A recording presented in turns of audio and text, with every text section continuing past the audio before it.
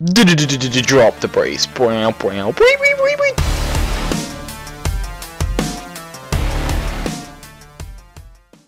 What's up guys, it's Ryan here, and this is going to be my temple trekking guide. First, let's go over the requirements. There are actually two different kinds of temple trekking, but most people just refer to them as the same thing.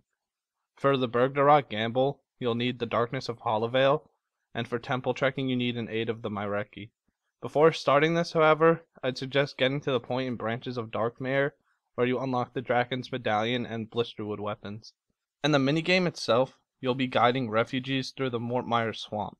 If you start from Canifis, you will take them to Bergdarat, and from Bergdarat, you'll take them to Canifis. That's why it's strongly recommended that you just go back and forth between the two of them. This is the inventory I use. Naturally, if you have Drygors, you want to use them for all monsters bar the Firewatch and Vampire Juvenates, which is what the Blisterwood Staff is for. If you don't have Drygors, just use a Chaotic Maul.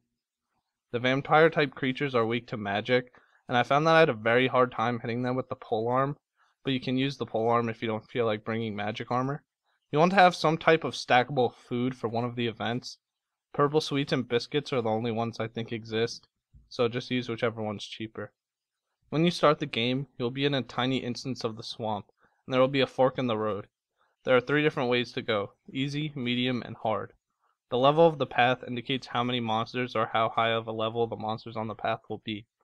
There are also non-combat events.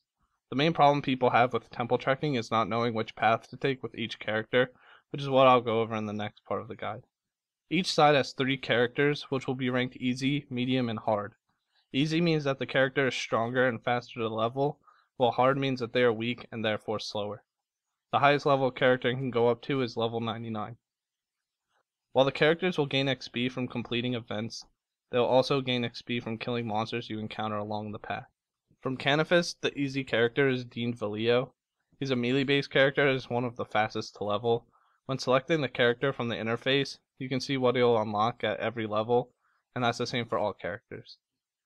You want to take him down the medium path until he's slightly higher leveled, and then you can try taking him down the hard path. Let him kill all of the monsters, as the more he kills, the more XP he'll gain, and the faster you'll max him. From Bergdarat, the easy character is Pazuzu. He uses magic, and you want to path both easy characters the same way, so take him on medium paths, and then once you feel he's strong enough for the hard paths, try those. Jaeen Clean is the medium character from Canifis. She uses ranged attacks, and this is the first character from Canifis you want to level up, as at level 99 you unlock the Ouroboros pouch. This acts as a droid pouch with unlimited charges, and since you'll encounter a lot of gas in this minigame, even though the pouch isn't useful outside of it, it'll still save you time and money while leveling up the rest of your characters. You want to take her down mostly easy paths and maybe medium paths once you feel she has a high enough level. The medium character from Bergdarat is Zachary Bragg. He's pretty much the same, just take him along the same paths as you would Jaeen. Smitty Ryuk is the hard character from Canifis, and she's pretty much useless. There's nothing much to say, just rush easy paths and kill the monsters yourself.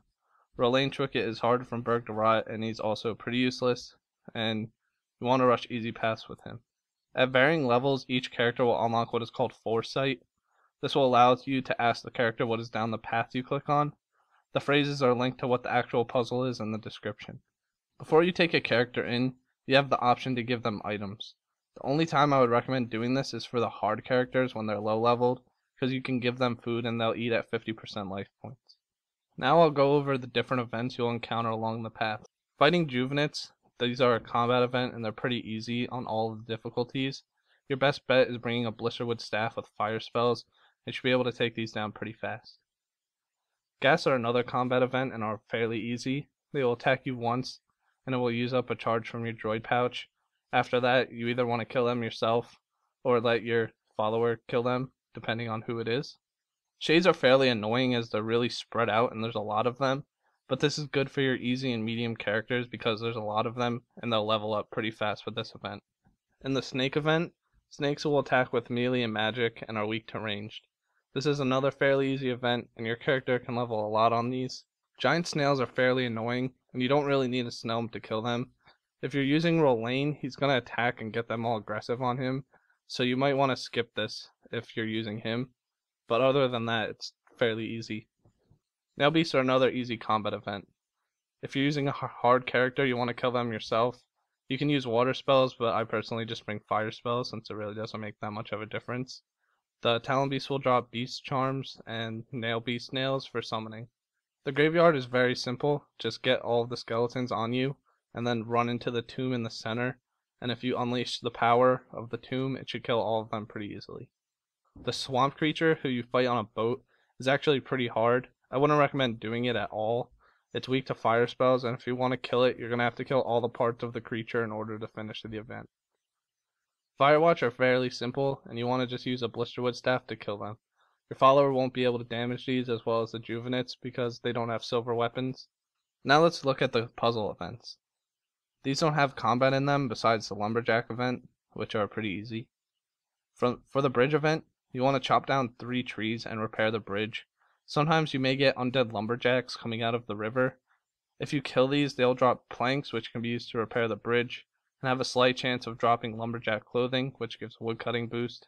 In the bog, get a branch from the spiny bush, and use it to check where you can walk on the bog. This can take a while and can be pretty annoying. For the river puzzle, you'll see a river with seemingly no way to get across. You have to cut 3 vines from the smaller tree, and then click them, and turn them into a long vine, which you can use as a rope with the overhanging tree and swing across. If you come across a campsite, this is what you'll use the stackable food for. Normally you would have to kill the snails, cook their meat on the fire, and feed it to them, but with stackable food you can just give them to them and finish the puzzle in seconds. You can also use your own food, but I wouldn't recommend that. When you find the grotto from the Nature Spirit quest, it'll be on fire, and you'll basically just turn blue, and you just left click all the fires, and you'll shoot out water and put out all the fires. So now for the rewards. Honestly, the rewards are pretty terrible. You can get yourself a bunch of random items that barely have any value, or just claim the experience tomes, which is what I did. At the end of every round, you'll get a blue, yellow, or red book. The color you get depends on how difficult the trek was. So if you do all hard paths, you'll most likely get a red one. If you do all easy ones, you'll get a blue one. So it's really depends on what you do. The experience you can get is either in agility, thieving, slayer, fire making, fishing, woodcutting, or mining. You can't choose what skill you get the experience in, and it'll just give you a random book. There's also the constructor's outfit and the lumberjack outfit. These will give bonus experience in construction and woodcutting. You can also get the Ouroboros pouch, which I mentioned earlier in the guide, a trapdoor shortcut from Canifis to Morton, a Bergdarat teleport on the games necklace, and a gas familiar, all of which are pretty useless. This is also required for the Mauritania task set, which in turn makes it a completionist cape requirement. For Mauritania Elite, you must get all characters to level 99, and that takes about 20 hours or so, depending on how fast you do it. So that's it for my guide. If you have anything to add, let me know with a comment, and I'll add into this description. Thanks for watching, guys, and I hope you enjoyed.